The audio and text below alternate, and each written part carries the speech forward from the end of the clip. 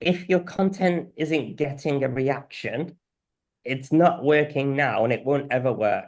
So that's something really important because people go, if I'm just consistent enough, it will one day take off. That's not true. It needs to consistently get better and then one day it'll take off. But you need to hit what we call a reaction spike with that content.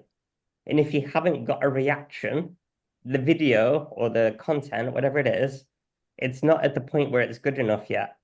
So it needs to be changed. By the way, good enough doesn't mean extra time always. Sometimes it just means a more unique angle or a better framework for the content. But that's just like my golden rule. If it doesn't get a reaction, it's never going to get a reaction, even if you're consistent. Like the content needs to get better, it needs to change. Like, I don't think you're gonna come out swinging from the gates and nail it on your first go.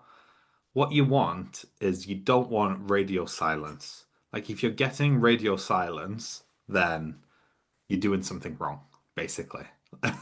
You know, like if you do three posts in a row, you get no comments, no likes. Something needs to change. You need to try to think about, I think, putting yourself in the audience's shoes.